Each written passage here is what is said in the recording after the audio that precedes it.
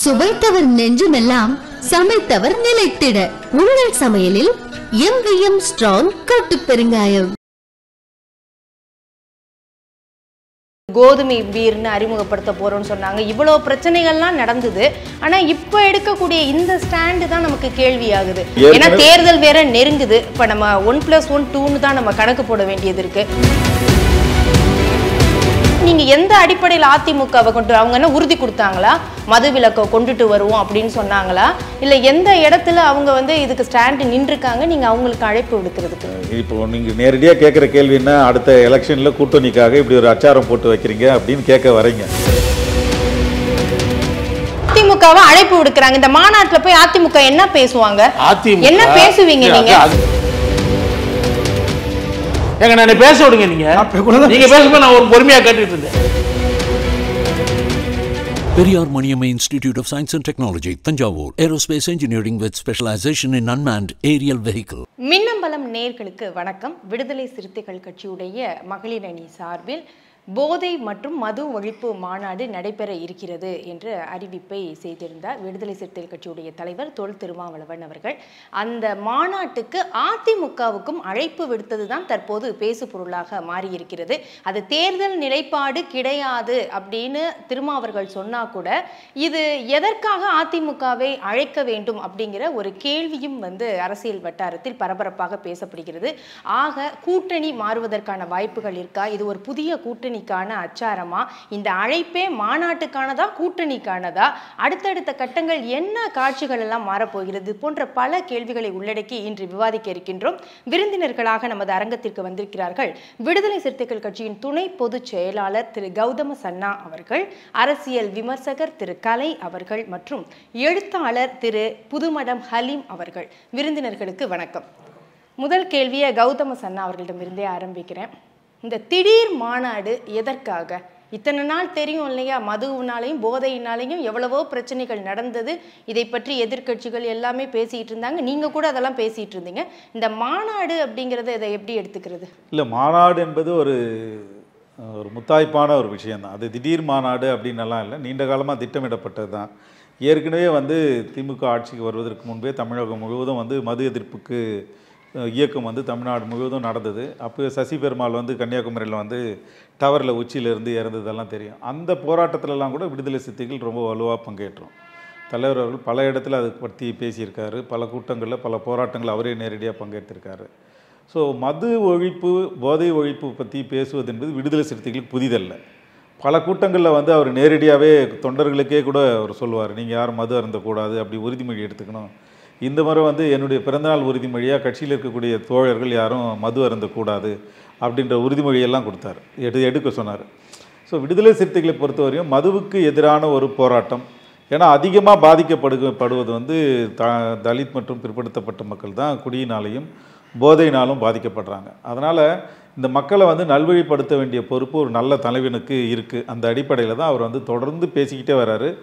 அதை இப்போ வலியுறுத்தும் விதமாகத்தான் இந்த மாநாடு. அதுக்கும் நடந்ததுன்னா, கள்ளக்குறிச்சியில் 69 பேர் இறந்தது உங்களுக்கு தெரியும்.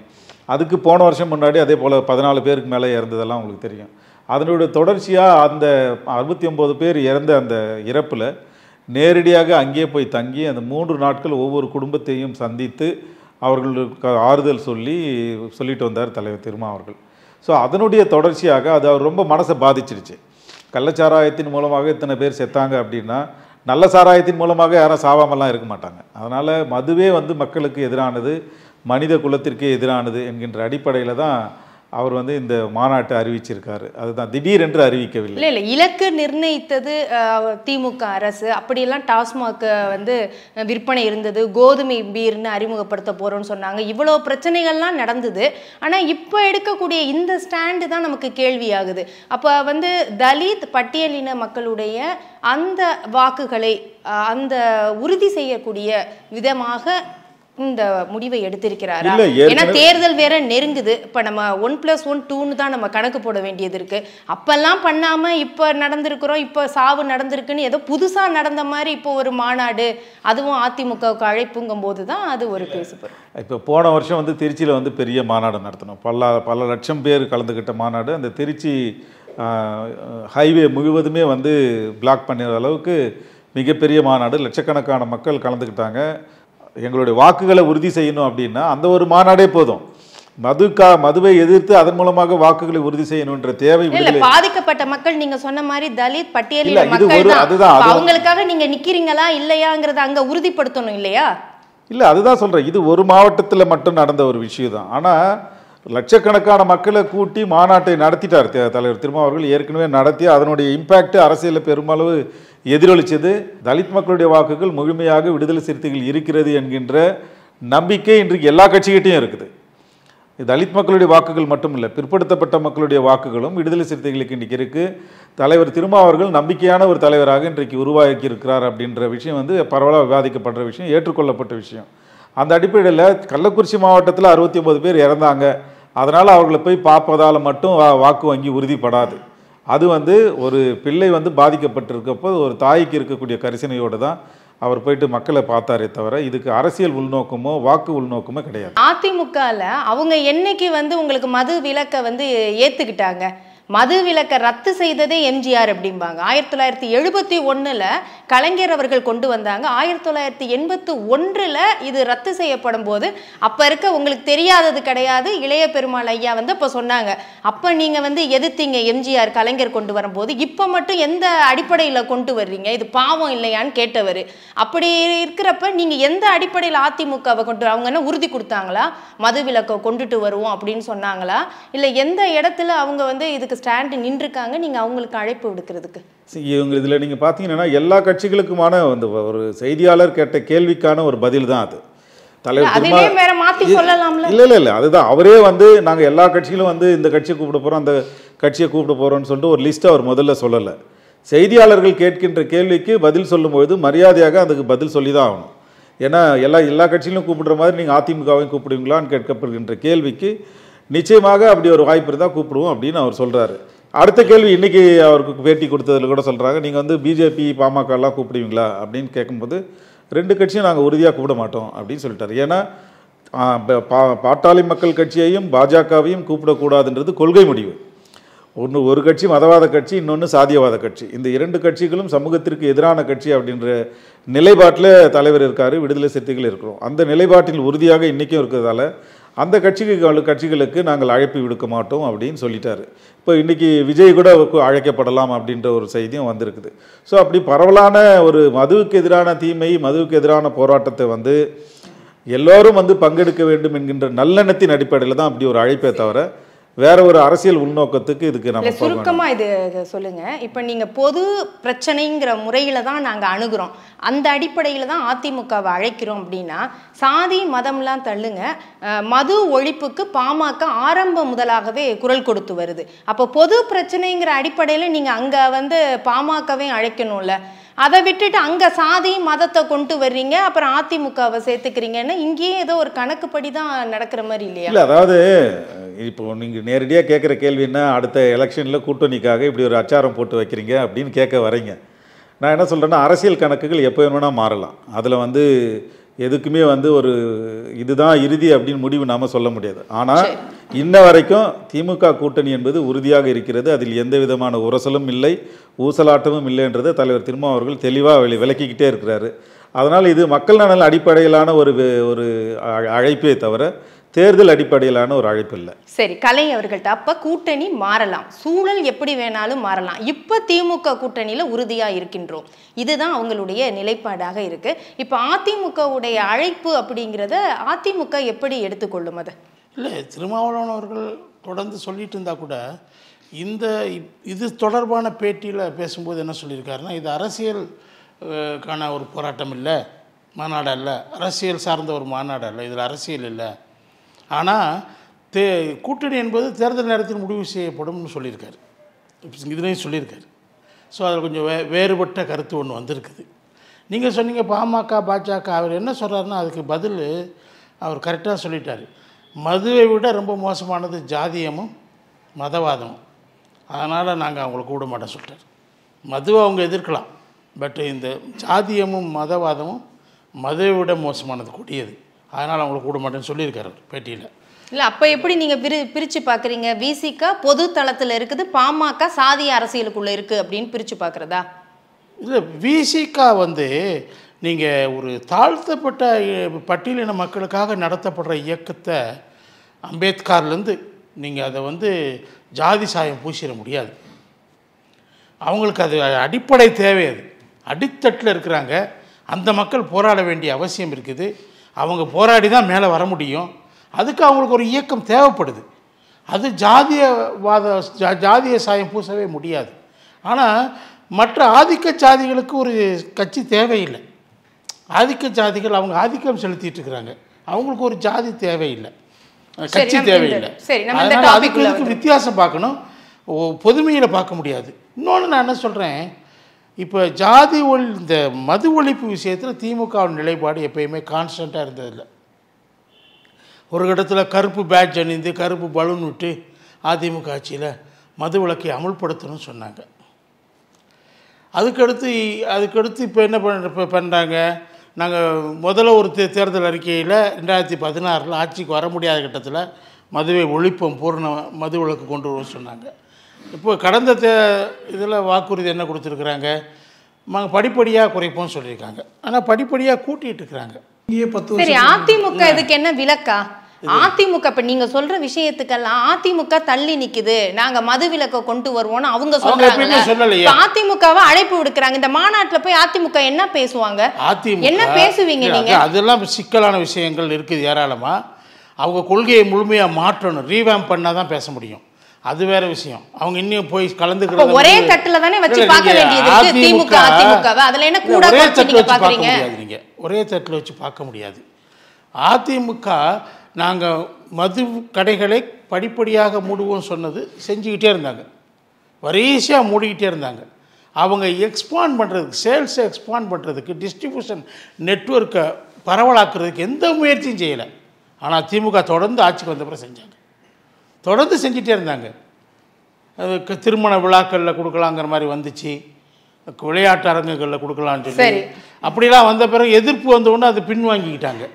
அது மாதிரி அவங்க இன்றைக்கும் கூட அது பல்வேறு வகைகளில் நாங்கள் இந்த பீரு அதில் வந்து கோதுமை பீர் நாங்கள் கொடுக்க போகிறோம், டெட்ரா பார்க்கில் கொடுக்க போகிறோம், இது மாதிரி புது புது விஷயங்களை அவங்க இன்ட்ரடியூஸ் பண்ணுறதுக்கும் இல்லீகல் பார்ஸ் நடத்துகிறதும், எக்கச்சக்கமான இல்லீகல் பார்ஸ் நடந்துட்டு இருக்குது. அதுக்கு மதுபான கடைகள்லேருந்து நேராக அந்த பார்களுக்கு எக்ஸைஸ் டியூட்டி கட்டாமல் பாட்டில் வருது. சரி சரி, கலை சார் இவ்வளவு தூரம் மதுவுக்கு அவங்க விற்பனையை அதிகரிக்கிறாங்க, டார்கெட் வைக்கிறாங்க, அதிமுகவுக்கு அழைப்பு விடுத்திருக்கிறாங்களே, என்ன அடிப்படையில் இருக்கும்? படிப்படியா குறைப்பதில் அதிமுக உறுதியா இருந்துச்சு அவங்க ஆட்சியில் இருந்த வரைக்கும். சரி, திரும்ப அழைப்பு மூலமா நம்ம என்ன புரிஞ்சுக்கிறது? அது ஒருவேளை அவர் தம்பி சொன்ன மாதிரி அவர் எல்லாரையும் தான் அழைச்சிருக்கிறாருங்க. அவர் அதிமுக கூப்பிடுவீங்கன்னா கூப்பிடுவேன், ஏன் கூட மாட்டேன்னு ஏன் சொல்லணும்? அது எதுக்கு தேவை இருக்குது? அதிமுக அவங்க தான் தீர்மானிக்கணும். நீங்கள் மதுவிலக்குக்கு, பூரண மதுவிலக்குக்கு நீங்கள் ஆதரவாக வந்து மாநாட்டில் பேசினா நல்லது தானே. ஒரு பெரிய வேற விஷயம். அப்ப எந்த அடிப்படையில அவர் நம்பிக்கையில கூப்பிடுறாரு, அதிமுக இதை இருக்குதுங்கிற போதே அங்க வந்து இதுதான் கொள்கை அடிப்படையில் போறாங்களான்னு ஒரு கேள்வி வருது. கட்சி தொடர்ச்சியா மதுவை குறைக்கிறதுக்கான ஏற்பாடுகள்ல அவங்க செயல்பட்டு மது டிஸ்ட்ரிபியூஷனை அதிகரித்து வருமானத்தை கூட்டுறதுக்கு அவங்க எப்பயுமே முயற்சி பண்ணலை. ஸோ இந்த அடிப்படை போதுமே, அவங்கள கூப்பிட்டா ஒருவேளை அவங்க கமிட் ஆனால் நல்லது தானே. சரி, இதில் ஏதாவது அரசியல் இருக்குதா? கூட்டணிக்கான அச்சாரமா இதை பார்க்கலாமா? அப்படி நான் பார்க்கலாம். ஆனால் தொடர்ச்சியாக திமுகவுக்கும் விசிகாவுக்கும் விரிசல் அதிகமாகிட்டே வருது. அது இதனால் நான் சொல்லலை, பல்வேறு பிரச்சனைகளில் முருகனுக்கு காவடி எடுத்ததுலேருந்து பல்வேறு பிரச்சனைகளில் மாறுபட்ட கருத்துக்களை சிந்தனை திமுக விசிகாவுக்கு இருக்குது. தலித் மக்களுக்கு எதிராக இந்த ஆட்சி இருக்கிறன்ற ஒரு கருத்தியல் மக்கள் மத்தியில் பரவலாக போகும்போது அதை பற்றி யோசிக்க வேண்டிய அவசியமும் விசிகாவுக்கு இருக்குது. அவங்க வந்து அவங்க திமுகவில் கொள்கை கூட்டணி உறுதியாக இருக்காங்க, அதிமுகவுக்கு வர்றதுக்கு வாய்ப்பு ஒரே கொள்கை தாங்க. கூட்டணிங்கிறது ஒரே கொள்கை தான், மோடி அகற்ற வேண்டும் என்பது. அதில் அவங்க முயற்சி பண்ணாங்க, ஓரளவுக்கு வெற்றி அடைஞ்சாங்க. முழுமையாக அந்த நம்பிக்கை இருந்தால் அதிமுகவுக்கு வந்திருப்பாங்களே, வரலையே அவங்க. இல்லை, மோடி அகற்ற வேண்டும்ங்கிற நம்பிக்கை விசிகாவுக்கு இருந்தா நாடாளுமன்ற தேர்தல் 2024 முன்பே பேசப்பட்டது தான். அப்போ கூட விசிக அதிமுக பக்கம் வரல. அதிமுக இந்த நாடாளுமன்ற தேர்தலுக்கு 3 மாதத்துக்கு முன்னாடி வர்றாங்க. அது வரைக்கும் பாஜக கூட்டணியில் இருக்கிறாங்க. அவங்க எந்த அளவுக்கு விமர்சனம் வச்சாங்கங்கிறது ஒரு பிரச்சனை சிக்கலாக இருக்குது, விமர்சனத்துக்கு வந்திருக்குது. அவங்க இதில் உறுதியாக கிரெடென்ஷியல்ஸு டவுட்ஃபுல்லாக இருந்துச்சு. 3 மாதத்தில் அவங்கள நம்பிட முடியாது.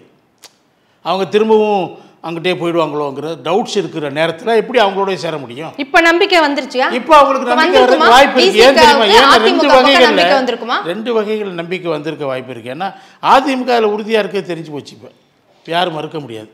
இப்போ திமுக தான் முன்னாடி என்ன சொல்லிட்டு இருந்தோம், நாடாளுமன்ற தேர்தலுக்கு முன்பு அதிமுக பாஜகவோடு கள்ள உறவு வைத்திருக்குன்னு சொல்லப்பட்டிருந்தது. இப்போ திமுக மேலே அந்த விமர்சனம் வந்துருச்சு. இவங்க அந்த மாதிரி இருக்கிறாங்களோ, அந்த பக்கமாக லேசாக நகர்றாங்களோ அப்படிங்கிற சந்தேகம் வந்துச்சு. இன்னொன்று, சட்டமன்ற தேர்தலில் மோடி பிரச்சனை இல்லை, மத்தியில் யார் ஆள்வது என்ற பிரச்சனை இல்லை, மாநிலத்தில் யார் ஆள்வது என்ற பிரச்சனை தான் முன்னுக்கு வருது. நம்ம அதை தொடர்ந்து பேசலாம். அந்த விஷயத்தில் விசிக புது சிந்தனைக்கு போகிறதுக்கு வாய்ப்பு இருக்குது. சரி, ஹலீம் அவர்களிடம் இந்த அழைப்பு, அதிமுகவுக்கு அழைப்பு அப்படிங்கிறது பல யூகங்களை கிளப்பி இருக்கிறது. இது வெறும் அந்த மது ஒழிப்புக்கான ஒரு அழைப்பாக மட்டும் இதை பார்த்து விட முடியுமா? இதற்கு பின்னணியில் என்ன இருக்குது அப்படிங்கிற ஒரு கேள்வியும் இருக்குது. ஏன்னா விசிகவுடைய தலைவர் திருமா அவர்கள் நம்ம பார்த்துருக்கோம், 2024 அந்த நாடாளுமன்ற தேர்தலுக்கு முன்பே பாஜகவை விட்டு அதிமுக பிரிந்து விட்டது அப்படிங்கும் போதே ஒரு வாழ்த்து செய்தி அனுப்புனதா இருக்கட்டும், இதெல்லாம் அப்பப்ப ஒரு நமக்கு ஒரு சிக்னல் மாதிரி இருந்தது. ஆனாலும் அந்த தேர்தலில் விசிக திமுக கூட்டணியில் தான் இருந்தது. இப்போ பார்க்குறதும் இந்த விஷயமும் எதோட ஒரு இண்டிகேஷனாக நம்ம எடுத்துக்கிறது? அதாவது அண்ணன் திருமாவளவன் அவர்கள் அரசியலை அரசியலாக செய்பவர் அப்படிங்கிறது எல்லா தலைவர்களும் ஒப்புக்கொண்ட ஒரு விஷயம். தனிப்பட்ட முறையில் பார்த்தீங்கன்னா இன்றைக்கி இந்திய அளவில் பட்டியலின சமுதாயத்திற்கு ஒரு முக்கியமான தலைவர் என்றால் அண்ணன் தோழர் திருமாவளவன் தான், அது மாற்றுக்கிறதே இல்லை. பல்வேறு பட்டியலின தலைவர்கள் விலை போய் விட்ட காலகட்டம் அது நம்ம கடந்த காலங்களில் பார்த்தோம். அது வட இந்தியாவில் தலைவர் எத்தனையோ பேரை சொல்லலாம். இன்றைக்கி சிராக் பாஸ்வான் போன்றவர்கள் எல்லாம் பாஜகவில் இருக்காங்க. தமிழ்நாட்டில் இருக்கின்ற பல்வேறு பட்டியலின சமூக தலைவர்கள் பாஜகவோடு இருக்காங்க. அந்த பாஜகவோடு முரண்பட்டு எந்த சமரசமும் இல்லை என்று களமாடி கொண்டிருக்கின்ற ஒரு முக்கியமான தலைவர் என்றால் நிகழ்காலத்தில் அண்ணன் திருமாவளவன் தான். அதில் எந்த மாற்று கருத்துமே இல்லை. ஆனால் இதை அரசியலாக செய்கிறார் என்றால் அரசியலாக செய்கிறாரோ என்ற சந்தேகம் எனக்கு உண்டு. காரணம், 2023 பிப்ரவரி 8ஆம் தேதி விடுதலை சிறுத்தைகள் கட்சி பார்த்திங்கன்னா பாஜகவுக்கு எதிரான ஒரு போராட்டத்தை வள்ளுவர் கோட்டத்தில் நடத்தினாங்க. அந்த காலகட்டத்தில் தான் எடப்பாடி அவர்கள் பொதுச் செயலாளராக இருக்கலாம் என்று நீதிமன்றம் தீர்ப்பு சொன்னாங்க. அதற்கு முதலாளாக வாழ்த்து சொன்னவர் அண்ணன் திருமாவளவன் தான். அப்பொழுதே இது பிரச்சனை வந்துச்சு. எப்படி நீங்கள் அணி மாறுறீங்களான்னு கேள்வி கேட்டாங்க. இதே 2023 பிப்ரவரி 8ஆம் தேதி ஊடகவியலாளர் எல்லாரும் கேள்வி கேட்டாங்க. இதே மாதிரி ஒரு நிலைமை தான். அப்பொழுதும் திருமாவளவன் அவர்கள் சொன்னது, நாங்கள் கொள்கை கூட்டணியாக இங்கே இருக்கிறோம், அதில் மாற்று கருத்தில்லை. ஆனால் அதிமுக பலப்பட வேண்டும், அதிமுக அழிந்து போய்விடக்கூடாது, அதிமுக என்பது முக்கியமான ஒரு எதிர்க்கட்சியாக இருக்கணும், அது தமிழகத்துக்கு நல்லதுன்னு சொல்லிட்டு அந்த கருத்தை சொன்னார். ஆனால் அப்பொழுது ஒரு பெரிய சர்ச்சையாக வெடிக்காததுக்கு காரணம் என்னென்னா, அதிமுக பாஜகவோடு நெருக்கமாக இருந்தது. அது முக்கியமானது. காரணம், ஏற்கனவே ஒரு கொள்கை முடிவை விடுதலை சிறுத்தைகள் கட்சி எடுத்திருக்கிறது. நாங்கள் பாஜக இருக்கின்ற அணிக்கோ இல்லை பாமக இருக்கின்ற அணிக்கோ நாங்கள் போவதில்லை என்றால் இந்திய அளவில் பாஜகவோடு உறவில்லை என்று சொன்ன ஒரே தலைவர் அவர் தான். வேறு யாரும் எந்த காலத்திலையும் உறவில்லைன்னு சொன்னவர், அதில் மாற்று கருத்து இல்லை. காங்கிரஸ், இஸ்லாமிய சிறுபான்மை கட்சிகளை தவிர அப்படிப்பட்ட ஒரு தலைவர் தான். அப்போ இப்பொழுது அதிமுக தனியாக இருக்கிறது, பாஜகவோடு இல்லை. அப்போ இப்போ வைடாக இப்போ ஒரு கேட் ஓப்பனாக இருக்கிறது. ஏன்னால் அதிமுக நாங்கள் பாஜகவோடு இல்லை என்று இன்றைக்கி மக்கள் மத்தியில் முரண்டுபட்டு சண்டை பிடித்து அதை சொல்லக்கூடிய இடத்துல அவங்க போயிட்டே இருக்காங்க. ஏன்னா அந்த அளவுக்கு இன்றைக்கி திமுக அண்ணன் சொன்ன மாதிரி திமுக பாஜகவை விட அதிமுக பாஜகவுடைய சண்டை தான் அதிகமாக இருக்கிறது. இது என்ன அர்த்தம்னா, நாங்கள் பாஜகவோடு இல்லை என்று சொல்கின்ற நிர்பந்தம் அதிமுக இருக்கிறது. இது ஒன்று. அப்போ இப்படிப்பட்ட ஒரு சூழ்நிலையில் ஏன் திருமாவளவன் மீண்டும் 2வது முறையாக சொல்லணும் அப்படிங்கிற ஒரு கேள்வி இருக்குது பார்த்தீங்களா. ஏன்னா ஏற்கனவே இந்த மாதிரி 2021 சொன்னதுக்கு காரணம் சீட் பேரம். அது கிட்டத்தட்ட 2024 நாங்கள் 4 இடம் கேட்க போகிறாங்க, தனி சின்னத்தில் நிற்க போகிறாங்க. அதுக்காக இதெல்லாம் சொல்ல மறுக்க முடியாது. ஏன்னா அரசியலில் எல்லாம் ஒன்று. அரசியலில் அரசியலாக தான் பண்ணணும். திரும்ப அவர்கள் பல்வேறு கட்டத்தில் சொல்லுவாங்க, அரசியலை நாங்கள் அரசியல் தான் செய்வோம்னு சொல்லியிருக்காரு. அது அரசியலை எடுத்துக்கோங்க. அப்போ அந்த கட்டத்தில் கூட அவங்க 2 சீட்டு தான் கொடுத்தாங்க, ஆனால் கூட்டணி விட்டு வெளியே வரல. ஏனென்றால் எங்களுக்கு சீட்டை விட கொள்கை முக்கியம் என்று ஒரு முக்கியமான முடிவை அவர் அவ்வப்போது வெளிப்படுத்தி கொண்டிருக்கின்ற சூழ்நிலையை பார்க்குறோம். இப்பொழுது கேட் ஓப்பனாக இருக்கிறது. இப்பொழுதும் அவர் ஏன் இதை முன்வைக்கிறார் அப்படி என்றால், நாங்கள் வந்து திமுகவிற்கு கூட்டணி இருந்தாலும் கூட, கொள்கை அளவில் இந்தியா கூட்டணி இருந்தாலும் கூட, நாங்கள் இந்த மாதிரியான விஷயங்களை நாங்கள் எதிர்க்க பண்ணிக்கொண்டே இருக்கிறோம் அப்படிங்கிறது ஒன்று. இரண்டாவது, அதிமுக இல்லாத தமிழகம் என்கிற இடத்துக்கு இன்னைக்கு அதிமுக போயிட்டு இருக்கு. அதை புரிஞ்சுக்கணும். இன்னைக்கு அதிமுகவை அழித்து விட்டால் தான் 2ஆம் இடத்துக்கு வர முடியும் என்று பாஜக மட்டுமல்ல, பல்வேறு கட்சிகள் நம்புகிறாங்க. திமுக வர்சஸ் எந்த கட்சி 2ஆம் இடத்தில் இருக்கிறதோ அது முக்கியமான இடத்துக்கு நகரும் என்று. இல்ல அப்படி அந்த அளவுக்கு ஏனென்றால் இன்னைக்கு பாஜக ஒரு கிள்ளுக்கீராக அது அதிமுகவை நினைக்கிறதா இல்லையா இருக்குதானே? அப்ப அதிமுகவே ஒரு கிள்ளுக்கீராக பாஜக மட்டும் இல்ல, இன்னைக்கு எல்லோரும் நினைக்கும் அளவுக்கு அதிமுக இன்னைக்கு வந்து தன்னை வந்து உருக்குலைத்துக் கொண்டிருக்கிறது. இப்ப இன்னைக்கு சொல்ல போனா அதிமுக அழிந்து விடக்கூடாது என்று நினைப்பவர்கள் ஒருவர் அண்ணன் தோழர் திருமாவளவன், அதுல மாற்றுக்கிறதே கிடையாது. சொல்ல போனா அப்படி இருக்கும் பொழுது அவர் என்ன செய்யறாரு? இப்ப நீங்க கேட்டீங்க, இன்னைக்கு வந்து மதுவுக்கு எதிராக வந்து அதிமுக, ஆமா முடியவே முடியாது. இதை வந்து டிஸ்ட்ரிபியூஷன் பண்ணதே அதிமுக தான். இதை வந்து அரசுடைமையாக்கினதே எம்ஜிஆர் காலத்தில் தான். 20,000 கோடி டார்கெட் வைத்தது ஜெயலலிதா காலத்தில். இன்னைக்கு அது 50,000 கோடியாக வளர்ந்துருக்கிறது. மறுக்க முடியுமா அண்ணன் கலையால? முடியாது. அதிமுகவோ திமுகவோ இன்னைக்கு வந்து தமிழகத்துடைய பொருளாதாரத்தில் டாஸ்மாக் ஒரு 50,000 கோடி வருடத்திற்கு வருவான் என்பது ஒரு முக்கியமான இடத்துக்கு நகர்த்திட்டாங்க. விரும்பியோ விரும்பாமலோ அதை நீங்க வந்து ரீப்ளேஸ் பண்றதுக்கு அவ்வளவு எளிதான காரியம் இல்லை. அதனால் இரண்டு கட்சியுமே அது எந்த அடிப்படையில் அதிமுகவுக்கு அழைப்பு அங்கதானே என்ன சிக்னல் கேக்குற? அப்ப சீட்டு பேரமும் சொல்ல வரீங்களா? இருக்கலாம். அரசியலை அரசியலாக செய்ய வேண்டும் என்று நினைப்பவர் அண்ணன் திருமாவளவன் கூட்டணி விட்டு வெளியே வரல. அவர் ஒரு விஷயம் தான் முக்கியமா சொல்றாரு, பாஜகவோடும் பாமகவோடும் தான் கூட்டணி இல்லை, அதிமுகவோட கூட்டணி இல்லைன்னு சொல்லியிருக்காரா? எங்கேயாவது சொல்லியிருக்காரா? நான் அதிமுகவோடு எப்பொழுதும் கூட்டணி வைக்க மாட்டேன் சொல்ல முடியாது. அதிமுக ஒரு எதிர்க்கட்சி. ஒன்று இரண்டு காரணங்கள் இருக்கலாம். ஒன்று அதிமுக பலமான எதிர்க்கட்சியாக மாற வேண்டும் என்ற நல்லெண்ணம் கூட இருக்கலாம். அல்லது வந்து பாஜக அதிமுகவை நாம் இழுத்தால் திமுக வந்து கொஞ்சம் பதட்டப்படும் என்கிற காரணமாக கூட இருக்கலாம். எல்லாமே அரசியல் தான், அதுல மாற்றுக்கிறது இல்லை. இல்ல அந்த மாதிரி ஒரு பதட்டம் திமுகவுக்கு உருவாகிருக்கல. இன்னைக்கு வந்து அமைச்சர்கள்ட்ட அந்த கேள்வியை கேட்கும் போது, ஏன் இந்த பாராளுமன்ற உறுப்பினர் வந்து சொல்லியிருக்காரு, பதில் சொல்லியிருக்காரு, திமுகவுடைய பாராளுமன்ற உறுப்பினர் இது தேவையில்லாதது அப்படின்னு ஒரு வார்த்தையை சொல்லியிருக்காரு. உதயநிதி ஸ்டாலின் அவர்கள் அது அவங்க கட்சி, அவங்க இஷ்டம், அவங்க விருப்பப்படுறவங்களை கூப்பிட போறாங்க, நாங்க என்ன சொல்ல முடியும்? இது எல்லாமே ஒரு விரக்தியின் வெளிப்பாடு தான். ஏன்னா இதை யாருமே செய்யலை. எந்த எதிர்க்கட்சிகளும் கூட்டணி, அதாவது திமுகவில் இருக்கின்ற கூட்டணியில் இருக்கின்ற கட்சிகள் யாருமே அதிமுகவோட நெருக்கம் காமிக்கல இப்போ சமீப காலமாக. அப்போ அண்ணன் திருமாவளவன் தான் வந்து அதை முதல் படியாக எடுத்து வச்சிருக்கிறார். இது ஒரு சலசலப்பை உண்டு பண்ண தான் செய்யும்.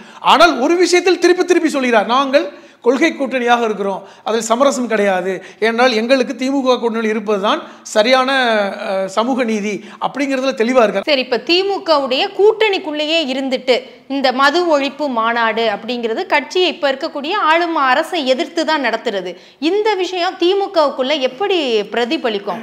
அரசை எதிர்த்து விசிகா மட்டும் போராடலைங்க. இந்த மதுவிலக்கு பிரச்சனையில் மனிதநேய மக்கள் கட்சி போராடினாங்க, கம்யூனிஸ்ட் கட்சிகள் வந்து இப்ப மாநாடு திமுக நடத்துறாங்க. அதை பற்றி கள்ளக்குறிச்சி சின்ன ஒரு கேள்வி இருக்குது. இப்போ நீங்க வந்து திமுக எதிர்த்து தான், திமுக அரசாங்கத்தை எதிர்த்து தான் இந்த மாநாடு நடத்துறாங்க அப்படின்னு மட்டும் நீங்க ஒரு சுருக்கிடக்கூடாது. அதை தலைவர் திருமாவர்களுடைய நீங்கள் அந்த பேட்டியிலலாம் பார்த்தீங்கன்னா, மதுவிலக்கு கொள்கையை தேசிய கொள்கையாக அமல்படுத்துவதற்கான முயற்சியை தான் நாங்கள் எடுக்கிறோம் அப்படின்னு சொல்லிட்டு அகில இந்திய அளவில் இதற்கான விவாதங்களை எடுக்க போகிறோம் அப்படின்னு சொல்கிறாரு. இந்திய அரசமைப்பு சட்டத்தில் இருக்கக்கூடிய மதுவிலக்குக்கு ஆதரவான பிரிவுகளெல்லாம் அவர் படித்து காட்டி சொல்லியிருக்காரு. பல ரிப்போர்ட் ஏன் பீகாரை பற்றி பேசுகிறாரு, குஜராத்தை பற்றி பேசுகிறாரு, மற்ற மாநிலங்களில் வந்து மதுவிலக்கை எப்படியெல்லாம் கொண்டு வந்திருக்காங்கன்னு சொல்கிறதுக்கான காரணம் என்னென்னா, அகில இந்திய பார்வையை இதில் கொண்டு வர்றாரு. அதில் தமிழ்நாடும் உள்ளடக்கம். இப்போ நீங்கள் சொல்கிறது மாதிரி அந்த கள்ளச்சாராயம் பலி தானே பேஸ் உங்களுக்கு, அந்த சம்பவம் பேஸ்.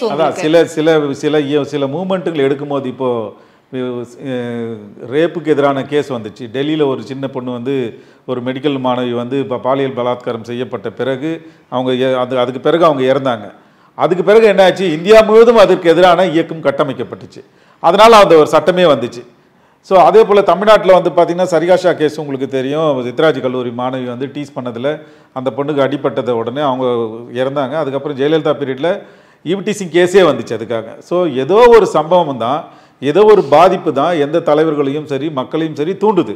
அந்த அடிப்படையில் தான் கள்ளக்குறிச்சி விஷயம் வந்து தலைவர் திருமாவை தூண்டியதின் விளைவாக தேசிய அளவில் ஒரு விவாதத்தை கட்டமைக்கணும்னு நினைக்கிறாரு தவிர மாநிலத்துக்கு மட்டும் அதை சுருக்கணும்னு நினைக்கலாம். சரி, ஹலீம் அவர்கள் சொல்ற மாதிரி சேர்த்து சொல்லட்டும். திருமாவளவன் அவர்களுக்கு இப்பொழுதுதான் அந்த உணர்வு வந்திருக்கும் அப்படிங்கிறதெல்லாம் நான் எதிர்பார்க்கல. கடந்த இத்தனை வருடங்களாக பல்வேறு கள்ளச்சாராய சாவுகள் விக்கிரவாண்டியில் நடக்குது, மரக்காணத்தில் நடக்குது, வட தமிழகத்தில் நடக்குது. திடீர்னு வந்து இப்போதான் வந்து அதை என்னோட கருத்து சொல்லிடுறேன். அதனால வந்து இது வந்து கள்ளச்சாராயத்துக்கு சாவுக்கான மட்டும் இல்லாமல் இது அரசியல் நகர்வு. அரசியல் நகர்வா நான் எடுத்துக்கிறேன். அரசியல் நகர்வா எடுத்துக்கிறேன். சன்னா நீங்க பேசுங்க. அப்ப இது ஒரு சீட்டு பேரத்துக்கு, ஓப்பனா சொல்லணும்னா சீட்டு பேரத்துக்கான ஒரு வழிதான் அப்படிங்கிறது. இல்ல நீங்க ஓப்பனா சொன்னாலும் சரி, சீக்ரெட்டா சொன்னாலும் சரி, இதுக்கு வந்து சீட்டு பேரத்துக்கு எங்களுக்கு ஓப்பன், உங்களுக்கு சீக்ரெட்டா எதுவும் இருக்கான்னு கேக்குறேன். இதுல சீட்டு பேரத்துக்கான எந்த விதமான நோக்கமும் இல்லை. ஏன்னா கள்ளக்குறிச்சியில் நடந்த அந்த துயர சம்பவத்துல ஒவ்வொரு வீட்டிலையும் நேரடியாக போனார். 3 நாள் அங்கேயே தங்கினார். அங்கேயே வந்து தங்கி இரவும் பகலும் அங்கேயே தங்கி 3 நாள் தங்கி ஒவ்வொரு குடும்பத்திலையும் நீங்கள் அதில் போய் பார்த்துருந்தீங்கன்னா தெரிஞ்சிருக்கும். அந்த மக்கள் அழகுன்ற அழுகை வந்து ஒரு தெருவிலேயே 10 பணம் கலத்தி வச்சிருக்குது. இதெல்லாம் பார்க்கும்பொழுது அவர் உழுக்குது. அதனால வந்து இந்த கண்டிப்பாக இது விவாதமாக்கணும்னு நினைக்கிறாரு. அந்த அடிப்படையில் தான் இது போச்சே தவிர இதுக்கு ஒரு பெரிய உள்நோக்கம், அரசியல் உள்நோக்கத்தெல்லாம் விஜய் அவர்களும் வந்தா பங்கேற்கலாம் அப்படிங்கிறதும் அவருக்கு கொடுக்கக்கூடிய ஒரு ஆஃபர்.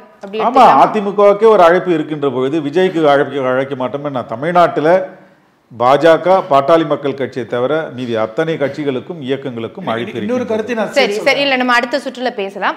கலை அவர்களிடம் மெகா கூட்டணி அமைப்போம் அப்படின்னு 2024 நாடாளுமன்ற தேர்தலுக்கு முன்பே வந்து அதிமுகவுடைய பொதுச் செயலாளர் இபிஎஸ் சொன்னார். அதற்கு பிறகு அது ஒன்றும் அந்த மாதிரியான மெகா கூட்டணி அமையலை அப்படின்னு தான் நம்ம பார்க்குறோம். இப்போ அடுத்ததும் பார்த்தா திமுக கூட்டணியிலிருந்து கட்சிகள் பிரிந்து வரும் தொடர்ச்சியாக பேசுகிறாங்க அதிமுகவிலேருந்து. இது எந்த அடிப்படையில்? அதில் விசிக முதல் கல்ல எரிஞ்சிருக்கா? விசிகவுக்கு எதுவும் இடம் இருக்குதா, இல்லை வர்றதுக்கு என்ன வாய்ப்பு இருக்கு? இல்லை, ஒரு கட்சி வந்து தான் ஒரு பலமான கூட்டணி அமைப்புன்னு சொல்கிறது வந்து எப்பயுமே அவங்களுடைய ஆஸ்பிரேஷன். அதை நோக்கி தான் அவங்க பயணம் பண்ணுவாங்க. அது கூடாமல் போகிறதுங்கிறது அது தேர்தலில் இருக்கக்கூடிய பெர்செப்ஷனை பொறுத்து இருக்குது. ஏன்னா அந்த பயணம் அதாவது தோல்வியிலே முடியுது. நாடாளுமன்ற தேர்தலில் அப்படி இல்லை, தோல்வியில் முடிஞ்சதுன்னு சொல்லிட முடியாது. நீங்கள் எப்படி தோல்வின்னு சொல்கிறீங்க? என்ன கூட்டணி அமைஞ்சது? 2019 பெரிய கூட்டணியில் இருந்தாங்க. அப்போ வாங்கின வாக்கு வந்து 18%. அதிமுக வாங்கினது, கூட்டணி வாங்கினது 30%. 2021 அதே கூட்டணி மோடியை பிரதமராக வைக்கும்போது 30%, எடப்பாடியை முதல்வராக முன்னிறுத்தின போது வாங்கின வாக்குகள் வந்து 40%. 10% கூடிச்சு. அதே காலகட்டத்தில் திமுகவுக்கு 8% குறைஞ்சிச்சு. நாடாளுமன்ற தேர்தலில் வாங்கின 2019 வாங்கின வாக்குகள் 53, பிறகு 47% நம்ம கடந்து வந்துருவோம். இப்போ 45 தான் வாங்கினாங்க. கூட்டணி அப்படிங்கும்போது கடந்த நாடாளுமன்ற தேர்தலை விட அவங்க தனித்து கிட்டத்தட்ட நின்னப்ப பெரிய கூட்டணி நின்னாங்க. இப்போ கிட்டத்தட்ட தனித்து அதிக இடங்கள் நிற்க வேண்டிய நிர்பந்தம் அவங்களுக்கு ஏற்பட்டுச்சு. 7 இடத்துல டெபாசிட் போச்சு. அதெல்லாம் வந்து சொல்லிட்டே இருக்கேன்.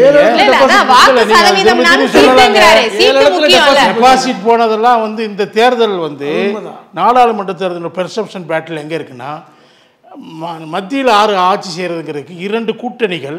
எப்பயுமே தமிழ்நாட்டில் அந்த மாதிரி ஒரு நிலைமை ஏற்பட்டதில்லை. அகில இந்திய அளவில் கூட்டணிகள் எதிரெதிராக ஏற்படாமல் போகிறது. ஆனால் அந்த அகில இந்திய அளவில் ஏற்பட்ட 2 கூட்டணிகளுடைய முரண்பாட்டு நிலைப்பாடு இங்கே இருந்துச்சு தமிழ்நாட்டில். ஸோ யார் ஆட்சி செய்ய போகிறாங்கங்கிறது மத்தியிலங்கிற கொஸ்டின் வரும்போது இவங்களுக்கு அதில் எந்த சாய்ஸும் இல்லை. சரி, இப்போ என்ன அது வேற விஷயம். அந்த நேரத்தில் அந்த பெர்செப்ஷன் பேக்ரவுண்டில் அவங்களுக்கு அந்த கொஞ்சம் வாக்கு சரிவு ஏற்பட்டிருக்கு. அப்போ கூட அவங்க 2019 விட 1% கூட வாக்கு சதவீதம். யார் வெற்றி, யாரு தோல்வி, யாரு இந்த வாக்கு சதவீதத்தை தாண்டி இப்ப வரக்கூடிய தேர்தல் அதை நீங்க பாருங்க. வெற்றி தோல்வி மட்டும் நீங்க பார்க்க முடியாது. நான் ஒரு கேள்வி கேட்கிறேன். திமுகவுடைய வாக்கு வங்கி 2019 விட 2024 நாடாளுமன்ற தேர்தலில் 10% குறைஞ்சிருக்கு. 40க்கு 40. அது வேற விஷயம். 40க்கு 40 வெற்றி. அது வேற. எதிர்கட்சிகள் பிரிஞ்சிருந்தா வந்தீங்க. எங்க நான் பேச விடுங்க. நீங்க பேசும்போது நான் ஒரு பொறுமையா கேட்டுட்டு இருந்தேன். நீங்க என்னென்ன பேசுறீங்க எல்லாத்தையும் கேட்டுட்டு இருந்தேன் நான். அதாவது அதிமுக நீங்க 10% வாக்குகள் எங்க போச்சுங்க அதான் நான் கேட்கிறேன். திமுக வாங்கின குறைவான வாக்குகள், திமுகவுக்கு உள்ளாத 10% வாக்குகள் எங்க போச்சு? சரி, நம்ம அந்த வாக்கு சதவீதத்தை பாஜகவுக்கு போச்சுங்க. சரி சார், இப்ப வாக்கு சதவீதத்தை நம்ம பேசிடலாம். அதெல்லாம் கடந்து நிறைய முறை நம்ம பேசி வந்துட்டோம். சொல்றேன்னா இப்ப இந்த வாக்கு சதவீதத்தை நம்பி திமுக கூட்டணியில இருக்கக்கூடிய கட்சிகள் அதிமுகவுக்கு வருமா? வாக்கு சதவீதம் பலமா இருக்கு, அதிமுக நல்லா வச்சிருக்காங்க, திமுகவுக்கு குறையுது. அப்ப அதிமுக பலமான கட்டமைப்போட இருக்கு. நம்ம இத நம்பி வருவோன்னு என்னென்ன கட்சிகள் வர்றதுக்கு வாய்ப்பு இருக்கு? ஏன் இதை நான் பேச வேண்டிய கட்டம் வந்துச்சு நீங்க புரிஞ்சுக்கணும். ஏன்னா அதிமுக வலுவிழந்திருக்கிறது, அது உடைஞ்சு போயிருக்குது. என்ற இந்த பிரச்சாரத்தை தொடர்ந்து திமுக ஆதரவாளர்கள் வச்சுக்கிட்டே இருக்கிறாங்க. பத்திரிகையாளர் என்ற போர்வையில் வந்து வச்சுக்கிட்டே இருக்கிறாங்க. நான் அதுக்கு பதில் சொல்ல வேண்டிய நிர்பந்தம் இருக்குது. ஏன்னா அதிமுக பலவீனமாக இருந்தால் எப்படிங்க அவங்க தொடர்ந்து அங்கே இப்போ பாஜக என்ன சொன்னாங்க, 2 இடத்துக்கு நாங்கள் வருவோம்னு சொன்னாங்க. நாடாளுமன்ற தேர்தலில் வர முடிஞ்சா 7 இடத்துல டெபாசிட் போனால் கூட 11 இடத்துல அந்த 7 இடமும் சேர்ந்து 11 இடத்துல 3ஆம் இடத்துக்கு போனாலும் கூட அவங்க எங்கே இருக்கிறாங்க, 21% வாக்குகளை வாங்கியிருக்கிறாங்க. 2014 திமுக வாங்கின வாக்கு எவ்வளவு? சரி, அப்போ ஒரு கூட்டணி இருந்துச்சு, விடுதலை சிறுத்தைகளோட கூட்டணி இருந்துச்சு, புதிய தமிழகத்தோட கூட்டணி இருந்துச்சு, மனிதநேய மக்கள் கட்சி, முஸ்லீம் லீக் எல்லாமே கூட்டணி இருந்துச்சு. இப்போ என்ன மாதிரி கூட்டணி வாங்கினாங்க? 23%. சரி, அதுக்கு இப்போ என்ன கூட்டணி வரும்னு நினைக்கிறோம்? நான் என்ன சொல்றேன், கூட்டணி என்பது அதெல்லாம் வந்து ஒரு தேர்தலில் கடைசி கட்டத்தில் முடிவாகிறது. இப்போ இவ்வளவு முன்கூட்டி ஒரு 18 மாதத்துக்கு முன்னாடி இவங்களாம் வந்துடுவாங்கன்னு சொல்ல முடியாது. கூட்டணியில் கொள்கை கூட்டணி என்பது இந்த தேர்தலில் இல்லை. திமுக ஒரு கொள்கை கூட்டணி என்பது இந்த தேர்தலில். அது நீங்க எப்படி சொல்லுங்க? என்ன நான் தான் சொல்ல முடியும், நீங்க சொல்ல முடியாது. நீங்க சொல்ல முடியாது. மோடி எதிர்ப்பு அப்படிங்கறதுல இல்லங்கற. தேர்தலில் பெர்செப்ஷன் மாறும். அதிருப்தி வாக்காளர்கள் திமுக கூட்டணிக்கு அதிகம், திமுக மேல ஆட்சி மேல கடுமையான அதிருப்தி இருக்குது. இதை யாரும் மறுக்கவே முடியாது. அப்படி இருக்கும்போது அந்த அதிருப்தி வாக்குகள் எங்கே போகும்? ஒருங்கிணைந்து அதிமுகவுக்கு போகுங்கிற நிலைமை ஏற்பட்டுச்சுன்னா அது எனக்கு தெரிஞ்சு பாஜகவுக்கு போகாது. பாஜக இந்த தேர்தல் பாஜகவுடைய தேர்தல் அல்ல. அவங்க நிச்சயமா படுதோல்வி அடைவாங்க. ஏற்கனவே படுதோல்வியில தானே இருக்காங்க. இப்ப ரொம்ப அதை விட நாங்க 18% வாங்கிட்டு வந்தாங்கல்ல, 11% வாங்கிட்டு வந்தாங்க தனியாக சொன்னாங்கல்ல, அதெல்லாம் எதுவுமே நடக்காது. நோட்டா கீழே போவாங்க. அதனால நான் என்ன சொல்றேன், இது அதிமுகக்கான திமுகக்கான தேர்தல். இந்த 2 பேர் தான் நிற்கிறாங்க களத்தில். இதில் திமுக மேலே இருக்கக்கூடிய அதிருப்தி அப்படியே அதிமுக டிரான்ஸ்ஃபர் ஆனால், அதிமுக டிரான்ஸ்ஃபர் கட்டம் ஒரு நிலைமை பெர்செப்ஷன் உருவாச்சுன்னா கூட்டணி உடையும், கூட்டணி கட்சிகள் மாறுவாங்க. எல்லா கூட்டணி கட்சிகளும் எல்லா காலத்திலும் ஒரே மாதிரி இருந்தது இல்லை. இருக்காங்களே, பாஜக திமுக இருந்துச்சு, 10 வருஷத்துக்கு மேல ஒண்ணா இருக்கு. பாஜக இருந்தாங்களே திமுக 5 வருஷத்துக்கு 6 வருஷம் கூட்டணி மாறுவதற்கு வாய்ப்பு இருக்குங்கறத நான் எடுத்துக்கிறேன். 10 வருஷம் காங்கிரஸோட இருந்தாங்க, பிறகு இல்லாம போனாங்கல்ல. சரி, அது நடந்துச்சுல. சரி, நான் மாறுன எடுத்துக்கிறேன். கூட்டணி என்பது தேர்தல் காலத்துல முடிவாகிறது. அன்னைக்கு இருக்கக்கூடிய கருத்தியல், மக்களுடைய கருத்தியலை பொறுத்து அது அமையும்.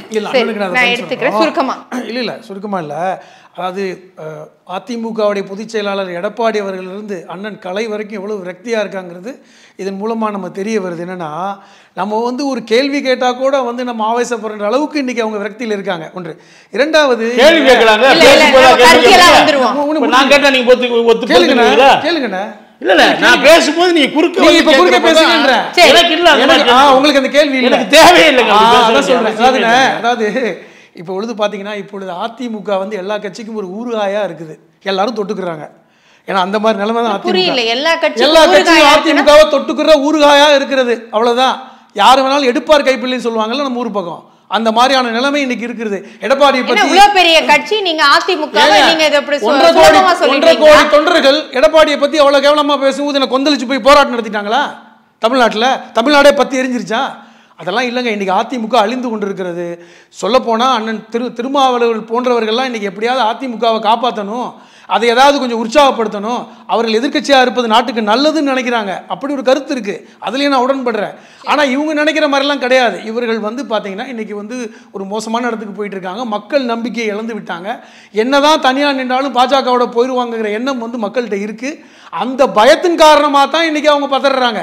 சொல்லப்போனால் இப்போ வந்து திருமாவளவன் அவர்களுடைய இந்த இது அழைப்பு கூட அதிமுகவுடைய உயிரை காப்பாற்றக்கூடிய ஒரு வேலை தான். முடிஞ்ச அளவுக்கு அவர்களுக்கு வந்து கை கொடுத்து தூக்கி விடுவோம்னு நினைக்கிறாங்க. நல்ல எண்ணம். கை கொடுத்து தூக்கி விடுற அளவுக்கு அதிமுக இருக்குங்கறீங்க. ஆமான்ற இது என்னோட கருத்து. இது அவர் எப்படினா நினைச்சுக்கிட்டோம், என்னோட கருத்து. அந்த அளவுக்கு மோசமா இருக்கு. கூட இருந்த ஓபிஎஸ் இன்னைக்கு எதிரியா இருக்காரு, டிடிவி எதிரியா இருக்காரு, பல்வேறு நபர்கள் இன்னைக்கு பெரிய தலைவர்கள் பிரிஞ்சு நிற்கிறாங்க. எடப்பாடி மேல அவ்வளவு கோபம் இருக்கு. தொடர்ச்சியாக 13 முறை தோல்வியை சந்தித்தவர் எடப்பாடி. அவங்க தலைவி அவர்கள் ஜெயலலிதா அவர்களும் சந்திச்சாங்க. இப்படியா சந்திச்சாங்க?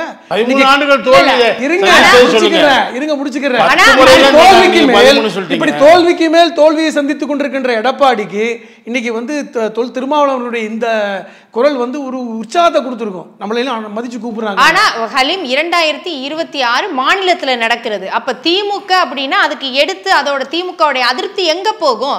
அதிமுகவுக்கு தானே போகும். 2021 அதிமுக தனியா தானே நின்றாங்க. அதிமுக தனியா தான் நின்றாங்க. 19 கூட்டணி அமைச்சாங்க, 21 தனியா நின்றாங்க.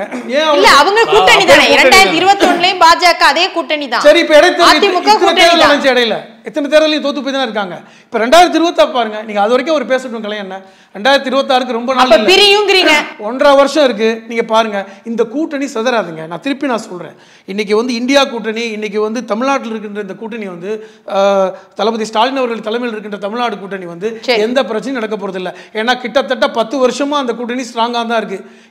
ஆரம்பத்திலிருந்தே வந்து பாருங்க, இது தொல் திருமாவர்கள் மேல வந்து இன்னைக்கா சொல்றாங்க, 10 வருஷமா சொல்றாங்க அவர் வெளியே வந்துருவாருன்னு. அவர் இருக்க மாட்டாரு, வந்துருவாரு. அதை அரசியலா வேணா வந்து திருமாவர்கள் பார்க்கலாம். ஏன்னா அது அவருக்கு லாபத்தை அரசியலா பயன்படுத்திக்கிறாருங்கிறத அரசியலை அரசியலா சேர்த்தனங்க இல்ல. அப்படி வந்து எளிமையா அதை எளிமைப்படுத்த தேவையில்லை. பொதுவாக தலைவர் திருமாவர்கள் வந்து அரசியல் நாகரிகம் மிகுந்தவர். தமிழக அரசியல்லேயே அவருக்கு வந்து ஒரு அரசியல் நாகரிகம் தெரிந்த ஒரு தலைவராகவும் அதே நேரத்தில் ஒரு பண்புள்ள தலைவராகவும் இருக்கிறார். அதனால் வந்து எதிர்கட்சிகளை கூட வந்து விமர்சிக்கின்ற போது தனிப்பட்ட முறையில் இது வரைக்கும் யாருமே விமர்சித்தது கிடையாது. சாதியை சொல்லி யாரையும் விமர்சித்தது கிடையாது. கண்ணியமான ஒரு அரசியல் விமர்சனம் தான் எப்பவுமே அவர் செய்யக்கூடிய பழக்கம் உள்ளவர். கட்சியிலேயே கூட யாராவது தனிப்பட்ட முறையில் யாராவது பேசினா கூட கண்டிக்கக்கூடிய ஒரு தலைவர் தான் அவர். அதனால் இந்த மாதிரியான விமர்சனங்கள், இந்த மாதிரி பேசுறது எல்லாமே வந்து அவர் உள்நோக்கத்தோடு தான் செய்கிறாரு அப்படின்லாம் சொல்ல வேணாம். அவர் அரசியல் கண்ணியத்துக்காக அவர் பேசுகின்ற பேச்சுக்கு வேறு ஒரு சாயம் பொசு வேணான்னு சொல்கிறோம். இல்லை, அப்போ வந்து கேட்டு ஓப்பனாக இருக்குது அப்படின்னு அவங்க சொல்கிறாங்க இல்லையா? இப்போ கிட்டத்தட்ட ஒரு 5 முனை போட்டியாக கூட வர்றதுக்கு வாய்ப்பு இருக்குது 2026. அப்போது பாஜக திமுகவுடைய இந்த உறவு கொஞ்சம் நம்ம வந்து விமர்சனம் பண்ணியது விசிக, இந்த முத்தமிழ் முருகன் மாநாடாக இருக்கட்டும், இப்போ இந்த மது ஒழிப்பு மாநாடாக இருக்கட்டும், அடுத்தடுத்து ஒரு நெருடல் இருந்துகிட்டு இருக்கு. அப்போது இதற்கு ஒரு தீர்வா எதிர்த்தரப்புல அதிமுகவோட கூட்டணி சேரலாம் அப்படிங்கிறத நினைக்கிறதுக்கான 1% வாய்ப்பு இருக்கா? அல்லது இது வெற்றி கூட்டணி முரண்பாடு இருந்தாலும் ஒரே கூட்டணின்னு போயிருமா? அரசியல் விமர்சகர்கள், உங்களை போன்ற ஊடகவியலாளர்கள் வந்து இதுக்கான காரணங்களை நீங்க ஒண்ணு கண்டுபிடிச்சு சொல்லலாம். அது கேள்வியே உங்ககிட்ட அதுதான், அது சொல்லலாம். வெளியில மக்கள் கிட்ட இருக்கிறதா உங்ககிட்ட நாங்க கேட்கிறோம். இன்று சேகர் பாபு அவர்கள் வந்து அவர் துறை நடத்திய அந்த முருகன் மாநாடா இருக்கட்டும், சரி, அது போன்று தொடர்ந்து பல சம்பவங்கள் நடந்துக்கிட்டு இருந்தாலும் இதை வந்து கண்டிக்கிறதுல வந்து விடுதலை சிறுத்தைகள் என்றைக்குமே பின்தங்கினதுனே கிடையாது. கூட்டணி கட்சியில் இருந்தாலும் கொள்கைக்கு முரணாக சில விஷயங்கள் நடக்கின்ற பொழுது அது துணிந்து சொல்லக்கூடிய ஒரு நிலைப்பாட்டோட தான் இன்றைக்கும் இருக்கிறோம். சரி, இதை நிறைவு கருத்தாவே நான் எடுத்துக்கிறேன். நிறைவு கருத்தா கலை அவர்களிடம், விசிக இந்த பக்கம் வரும் அப்படின்னா இன்னொரு விதமாகவும் நம்ம யோசிக்க வேண்டியது இருக்கா? இந்தியா கூட்டணியில் விசிக இருக்கிறது. இப்போ அங்கே பாஜக மத்தியில் ஒரு பெரும்பான்மையோடு இல்லை. அப்போ ஆட்சி கவிழக்கூடிய சூழ்நிலையோ அடுத்தோ நமக்கு காங்கிரஸ் வரக்கூடிய ஒரு சூழ்நிலை தான் இருக்கும். பாஜக இல்லைன்னா காங்கிரஸ் இந்தியா கூட்டணி தான். அப்போ இந்தியா கூட்டணியில் இருக்கக்கூடிய திருமா அவர்கள் ஒரு கேபினெட் அமைச்சர் ஆகிறதுக்கு கூட வாய்ப்பு இருக்கு. இவ்வளோ விஷயங்கள் நடக்கும்போது இதெல்லாம் தாண்டி அதிமுகவோட வரணும் அப்படிங்கிறதுக்கான ஒரு சூழ்நிலை என்ன இருக்கு விசிகாவுக்கு? ஏங்க, இப்போ நீங்கள் சொல்கிறதெல்லாம் வந்து நடக்கிற காரியமாகவே எனக்கு தெரியல. அதை நம்பி திருமாவளவன் தனக்கு ஒரு பதவி கிடைக்குங்கிறது கணக்கு போட்டு அரசியல் இல்ல மத்தியில போகும்போது அப்படி பாக்குறோம்ல. மத்தியில போடும்போது இப்ப அதிமுக வந்தா என்ன லாபம்? அதிமுக வந்தா என்ன லாபம்? அதிமுக நான் வர லாபம் என்ன, லாபம் நஷ்ட கணக்கெலாம் நான் சொல்லலை. அது வரலாம், வராமலும் போகலாம். அவங்க விசிகாவை ஒரு முக்கிய புள்ளியாக நினைக்கிறாங்க. அவங்க தேர்தல் களத்தில், தமிழ்நாடு தேர்தல் களத்தில் விசிகாங்கிற ஒரு முக்கிய புள்ளி.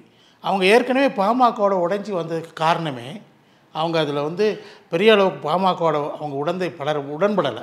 காரணமே வந்தேன்னா பாமகவோட போனால் தலித் மக்கள் வாக்குகள் கிடைக்க மாட்டேங்குது. அதனால் அவங்க திரும்பி இப்போ கடந்த தேர்தலில் பாமகவோட இல்லைங்கிறப்ப தலித் மக்களுடைய வாக்குகள் அவங்க அதிகமாக கிடைச்சிச்சு. நானும் அவங்கள்ட்ட இன்சிஸ்ட் பண்ணிகிட்டு இருக்கிறேன். உங்களுக்கு நீங்கள் 2019 சொல்லிட்டீங்க பாஜக மட்டும் விடாதீங்க, பாமக விட்டுருங்கன்னு சொல்லி. ஏன்னா உங்களை ட்ரெடிஷ்னல் வாக்கு வங்கி, பாரம்பரிய வாக்கு வங்கி தலித் வங்கி, அதை நீங்கள் கைவிடக்கூடாது. கைவிட்டால் நீங்கள் பின்னோக்கி போவீங்க. அதில் வந்து அவங்களுக்கு ஒரு சக்ஸஸ் கிடைச்சிருக்கு. இப்போ அவங்க தலித் பட்டியலின பிரச்சனைகளை அதிகமாக எடுக்க ஆரம்பிச்சிருக்காங்க, அதை நோக்கி போயிட்டுருக்காங்க. இவங்க அந்த மக்கள் வந்து திமுக ஆட்சியிலிருந்து சற்று விலகி நிற்கிறாங்க. இந்த விஷயங்கள் எல்லாம் இன்னொன்று முக்கியமாக சொல்கிறேங்க. நீங்கள் பகுத்தறிவு பாசறைன்னு சொல்லிட்டு திராவிட பெரியார் வாரிசுகள் சொல்லிட்டு நீங்கள் முருகனுக்கு காவடி எடுத்தீங்க. அதை பார்த்து உங்கள் கூட்டணி கட்சிகளே சிலர் முகம் சுளித்தார்கள், விசிக உட்பட. அது அவங்க மட்டும் கிடையாது. நீங்கள் யாரோட போட்டி போடுவீங்க? பாஜகவோட ஒரு இருங்க முடிச்சிடறேன். இந்து வாக்கு வங்கியை உருவாக்குவதற்கான போட்டியில் களத்தில் நீங்கள் இறங்கியிருக்கீங்க. இதை பார்த்து சிறுபான்மையினர் முகம் சுளிக்க தொடங்கி விட்டார்கள். அவர்கள்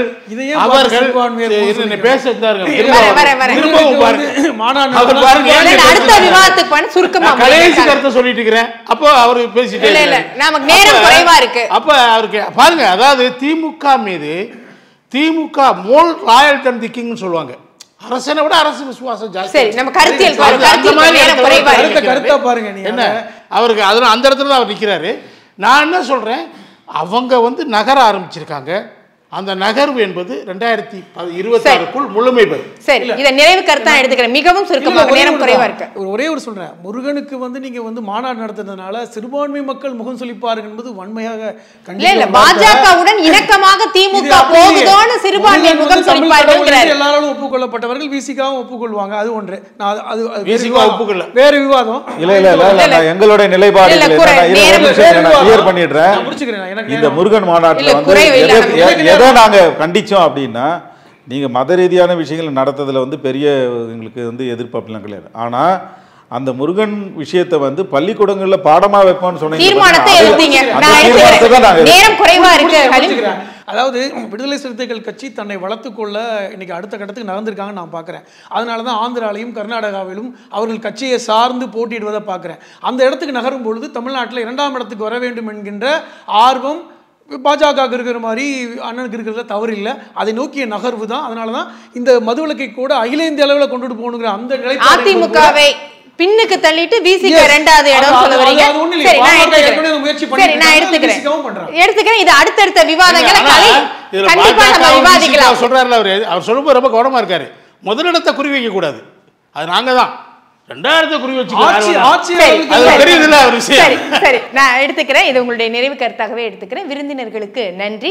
பொறுத்திருந்து பார்க்கலாம் 2026 சட்டப்பேரவை தேர்தலில் என்னென்ன காட்சிகள் மாறப்போகிறது என்பதை.